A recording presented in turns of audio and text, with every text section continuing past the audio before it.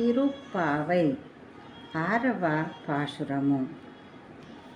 புள்ளும் சிலம்பினக்கானு புல்லரையானு கோயிலில்லு வெள்ளை விழி செங்கின் பெறரவம் கேட்டிலையோ பிள்ளாய் ஏழுந்திராய் பேயு முள்ளை நஞ்சுண்டு கள்ளச்சகடம் కాళ్ళకాలియ కాళ్ళొచ్చి வெள்ளத்தரவீழு துயிலமறிந்த வித்தினை உள்ளத்து கொண்டு முனிவர்களும் யோகிகளும் மெல்ல எழுந்து அரியன்ற பெறரவம் உள்ளம் புகுந்து కుளிరిందేనో రెంబావాయ్. 6వ పాశురము. తాత్పర్యము.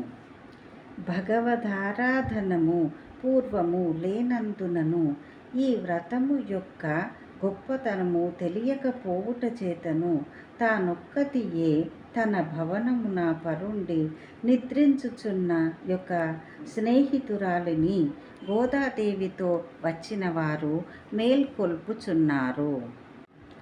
ఎట్లనగా ఆ ఆహారము సంపాదించుకొనుటకు పక్షులు గూళ్ళ నుండి లేచి ధ్వని చేయుచు పోవుచున్నవి.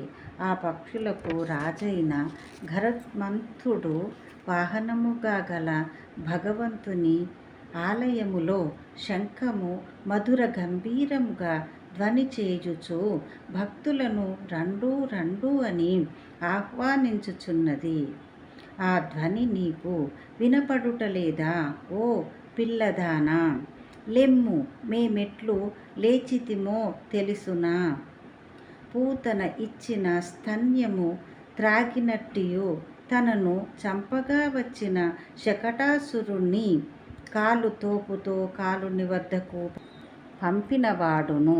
సముద్ర జలముపై హంసతూలికా తల్పము కంటే సుఖకరమైన శేషశయ్యపై లోక రక్షణార్థమునే ఆలోచించుచు యోగ నిద్ర ననుభవించు జగత్కారణమైన పరమాత్మ తమ హృదయములయందు బంధించి మెల్లగా నిద్ర మేల్కొను మునివర్యులు హరి హరి అని చేయు భగవన్నామధ్వని హృదయములలోనికి ప్రవేశించి మమ్ము నిద్ర నుండి మేల్కొలిపినది. నీవు కూడా లేచి రమ్ము అని నిద్ర పోవుచున్న ఆ కన్యను గోదాదేవియు ఆమె చెలికత్తెలును మేల్కొలిపిరి.